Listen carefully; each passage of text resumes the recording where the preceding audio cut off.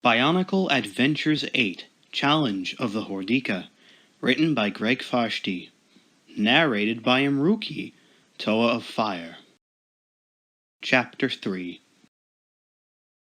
Toa, Hordika, Anawa, and Pooks crouched atop a canyon wall. Down below, a small herd of Kanera bulls stirred uneasily in front of a cavern entrance. With all the Pomatoran gone, the herd had staked out this area as their own territory. They had already been forced to defend it against Muwaka cats, and so were alert and on edge. "All right," said Pooks. "Half a dozen Kanera between you and your goal, Anawa. What's the plan?" "That's easy. I use my Kanoi mask of mind control on the herd leader and make them stampede." Pooks shook his head. "Masks don't work for Hordika, Carver. Try again." Anawa shrugged, obviously annoyed. "Then I use my power over stone. I cause a rock slide and scare them off." "Better. Not good, but better." Pook's tone was mocking. "Got another guess?" Anawa stood up and tore a chunk of rock out of the canyon wall. "I take this boulder and I throw it at them," he shouted, "and I keep throwing more until they're buried underneath them. I might even save one for you, Rahaga, if you don't shut up. Then I march over the Kanera and get what I came for." Pooks walked over and put a hand on Anawa's arm. He exerted a gentle pressure, trying to get the Toa to drop the rock, but Anawa continued to hold it aloft. "That's the Hordika part of you talking," said Pooks. "That's the part that wants to hurt and destroy." The Rahaga pointed down into the canyon. Two Kanera were charging each other, heads lowered and sharp horns primed to pierce each other's flanks. "You can overcome that part of you, Toa, or you can end up no better than them." Glaring at the Rahaga, Anawa lifted the rock a little higher. Pooks looked into his eyes, searching for some sign that a hero of Metru Nui still lived inside that monstrous shell. "If the Hordika side has already taken over, I am in for a disappointment," he said to himself. "A crushing disappointment." Since becoming a Toa, Wenua had been in a number of strange places and situations. After being transformed into a bestial Hordika, he fully expected to be in even more bizarre settings. But somehow he had never pictured himself lying half-buried in dirt outside an archive's entrance. What exactly are we doing?" he asked. The Rahaga named Bomunga said nothing. He didn't even turn to look at the Toa. "We're supposed to be gathering levitation discs," Wenua tried again. "Remember?" This time Bomunga glanced at his companion. Then he went back to staring into the darkness. "What are we looking for?" Wenua asked, irritated. "And why are we doing it from under a pile of dirt?" Bomunga's answer was more silence. Wenua started to get up. The Rahaga grabbed his wrist and, showing surprising strength, yanked him back down to the ground. "Hey!" snapped Wenua. The Rahaga pointed into the darkness. An instant later, a night creeper came scurrying across the broken pavement. Roughly 7 feet long with 6 powerful legs, the creeper's jaws snapped open and shut as it hunted through the rubble for food. Wenua was about to say something about there being a time and a place for Rahi watching when something else entered the scene. It was a black Vizirac spider crawling rapidly towards the creeper. When the nocturnal Rahi realized its danger, it was already too late. The Vizirac spat a stream of webbing, entangling the creeper. Bomunga's eyes narrowed. With a guttural snarl, he launched his spinner. The whirling disc flew silently through the air to strike the Vizirac and adhere to his body. The spider froze in place. Without waiting for Wenua, the Rahaga sprang from the dirt and began tearing at the webbing that bound the creeper. By the time the Toa reached the spot, the Rahi was already free. It raced off into the night without a backward glance. Bomunga gestured toward the Vizirac, which still stood like a Po Metru statue. "Learn," said the Rahaga. The Hordika part of Whenua rebelled at getting too close to the Visorak. It was an instinctive revulsion, one which took all of the Toa's willpower to overcome. He reminded himself that before becoming a Toa or a Hordika, he had been an archivist. This was a chance to study the enemy. Somewhere in the night, a rock raptor howled. Whenua paused, listening to the mournful sound. He wanted to be out there in the shadows too, exploring, hunting, fighting for survival. Arahi had no responsibilities, no duties or obligations to others. The more he thought about it, the more that sounded like the right way to live. He took a step back away from the Visorak, then another, as if being pulled by a magnetic force. Bomunga vaulted over a slab of rock and put himself in Whenua's path. "Learn," said the Rahaga. But Bomunga shook his head, saying, "You learn, you survive. You don't." Reluctantly, Whenua turned back to the Visorak, but in his heart he knew it would not be long before he would be unable to resist the urge to join the Rahi prowling the city. When that time came, no Rahaga would be able to stop him. Vakama smashed open the door to his old forge.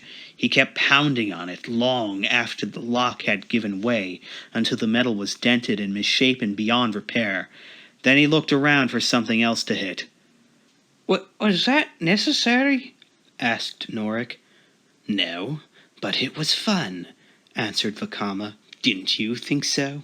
Norik followed Vakama into the darkened chamber.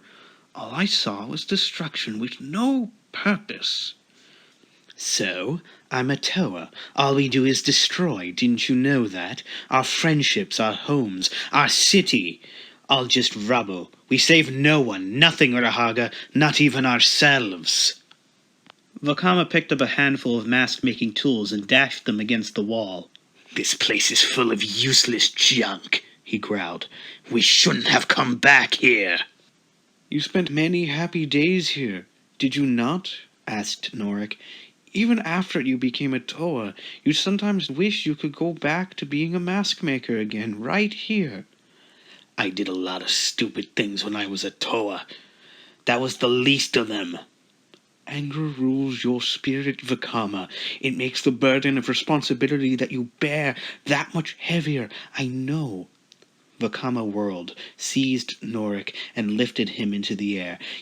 "You don't know anything, little one. You don't know me. You don't know anything about me, so stop pretending you do."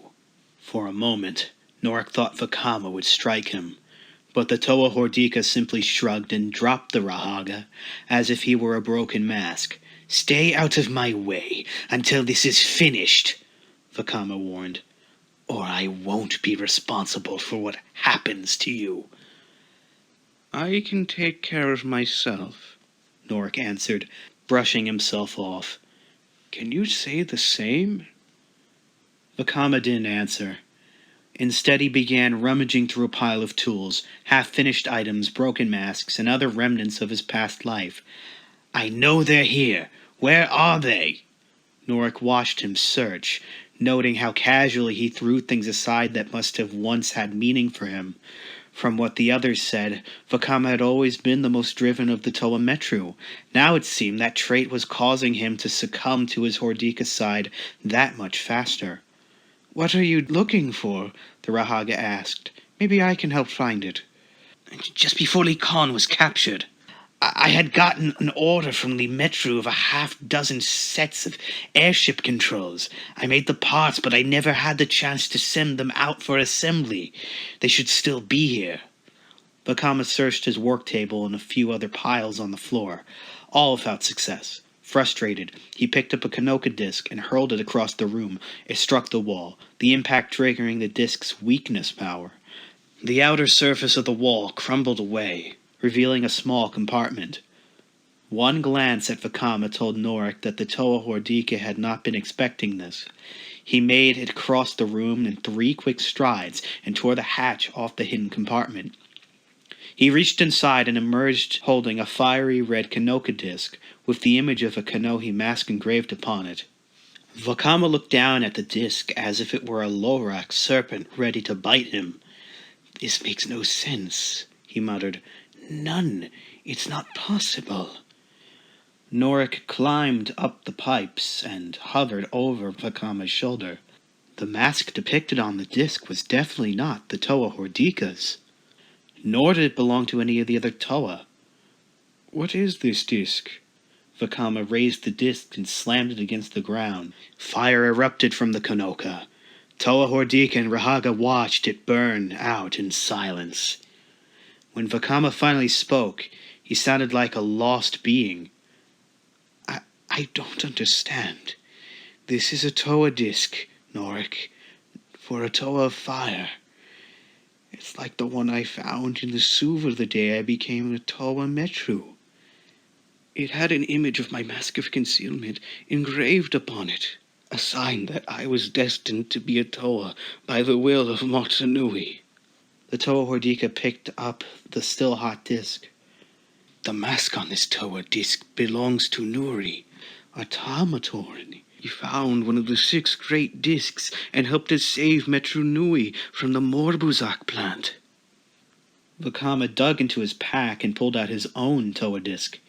Even though he no longer had his launcher, he still carried the disc as a symbol of what used to be. Now he looked at it as if seeing it for the very first time. Even from his high perch, Norik could see that something was very wrong. Something has been scratched out, Vakama said quietly. I never noticed it before. Something was here, and it was wiped away, and my mask carved on top of it. The Toa Hordika slumped to the floor. Can't you see? If all this is what it seems to be, then it was Nuri's destiny all along. I am a mistake. I was never meant to be a Toa of fire. Norik struggled to find words of comfort, but none came. He wanted to tell Vakama that there was some error, that this interpretation of the evidence must be mistaken. But instead, he said nothing. Silence, he decided, would be far better than lying. End of chapter 3.